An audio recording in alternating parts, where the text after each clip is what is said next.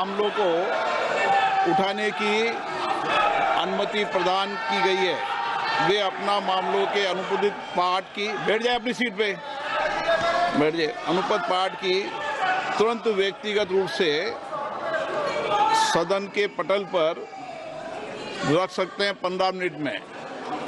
और माननीय सदस्य प्रयास ये करें कि माननीय सदस्य प्लीज मैं माननीय प्रधानमंत्री जी से आग्रह करूंगा कि वह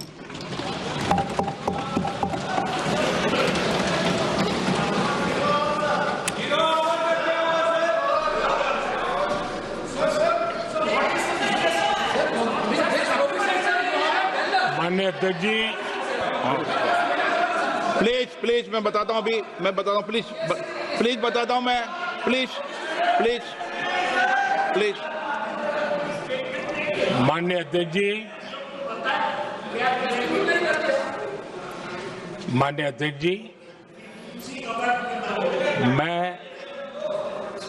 प्रयागराज में हुए महाकुंभ पर वक्तव्य देने के लिए उपस्थित हुआ हूं।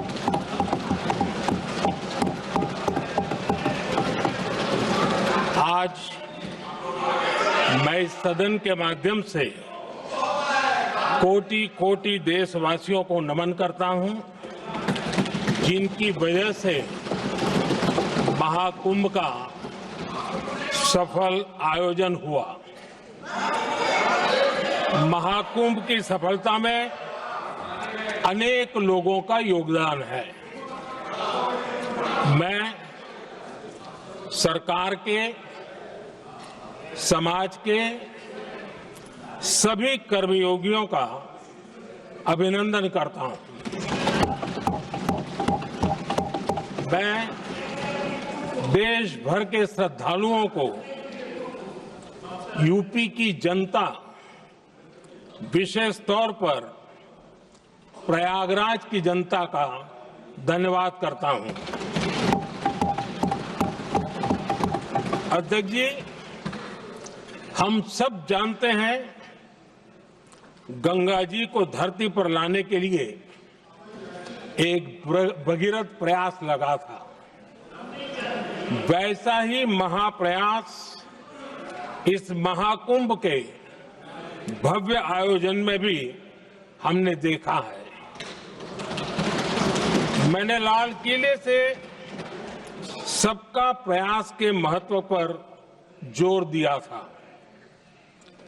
पूरे विश्व ने महाकुंभ के रूप में भारत के विराट स्वरूप के दर्शन किए। सबका प्रयास का यही साक्षात स्वरूप है। ये जनता जनार्दन के संकल्पों के लिए, जनता जनार्दन की श्रद्धा से प्रेरित महाकुंभ था। आदरणीय अध्यक्ष जी, महाकुंभ में हमने हमारी राष्ट्रीय चेतना के जागरण के विराट दर्शन किए हैं। ये जो राष्ट्रीय चेतना है, ये जो राष्ट्र को नए संकल्पों की तरफ ले जाती है, ये नए संकल्पों की सिद्धि के लिए प्रेरित करती है। महाकुंभ ने उन शंकाओं आशंकाओं को भी उचित जवाब दिया है जो हमारे सामर्थ्य को लेकर कुछ लोगों के मन में रहती है। अध्यक्ष जी, पिछले वर्ष अयोध्या के राम मंदिर प्राण प्रतिष्ठा समारोह में हम सभी ने ये महसूस किया था कि कैसे देश अगले 1000 वर्षों के लिए तैयार हो रहा है।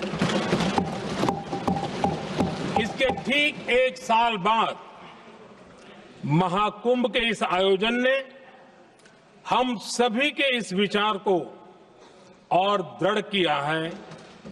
देश की ये सामूहिक चेतना देश का सामर्थ्य बताती है।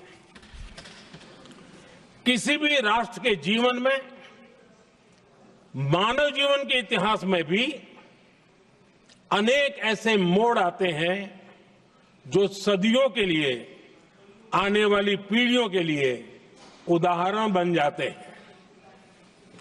हमारे देश के इतिहास में भी ऐसे पल आए हैं जिन्होंने देश को नई दिशा दी, देश को झकझोर कर जागृत कर दिया।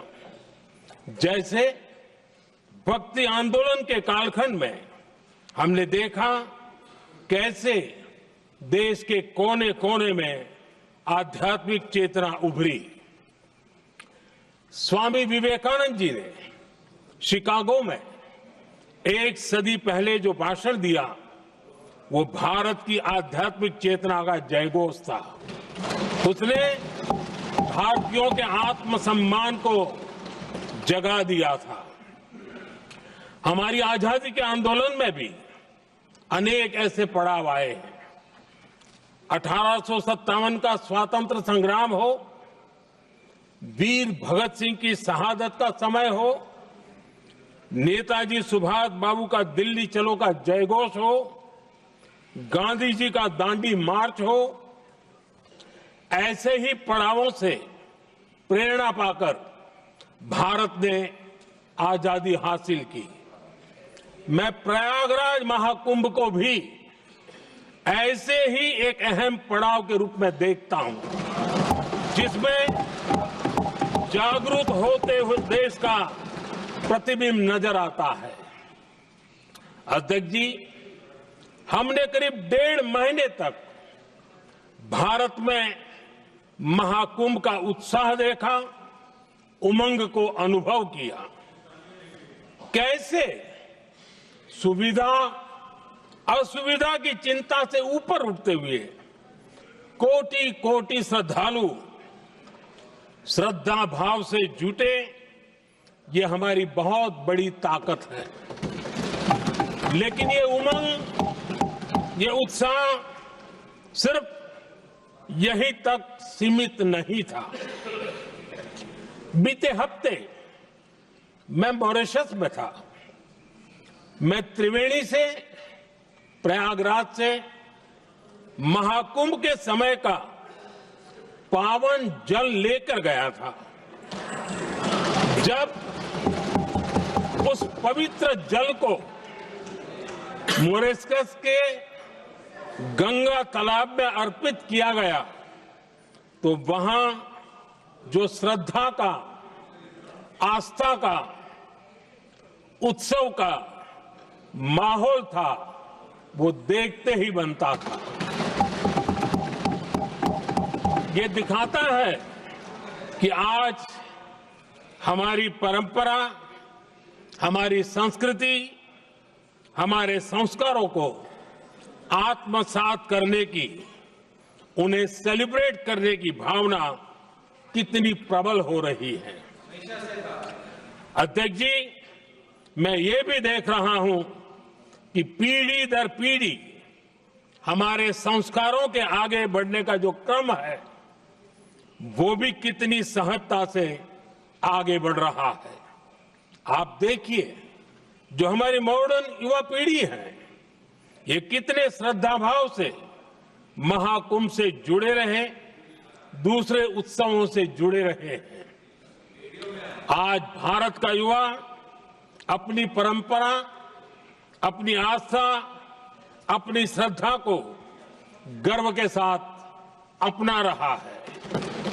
अध्यक्ष जी, जब एक समाज की भावनाओं में अपनी विरासत पर गर्व का भाव बढ़ता है, तो हम ऐसी ही भव्य प्रेरक तस्वीरें देखते हैं जो हमने महाकुंभ के दौरान देखी। इससे आपसी भाईचारा बढ़ता है और ये आत्मविश्वास बढ़ता है कि एक देश के रूप में हम बड़े लक्ष्यों को प्राप्त कर सकते हैं। अपनी परंपराओं से, अपनी आस्था से, अपनी विरासत से जुड़ने की ये भावना आज के भारत की बहुत बड़ी पूंजी है। अध्यक्ष जी, महाकुंभ से अनेक अमृत निकले हैं। एकता का अमृत इसका बहुत पवित्र प्रसाद है। महाकुंभ ऐसा प्रभातखबर.com, विश्वास वही, रफ्तार नहीं।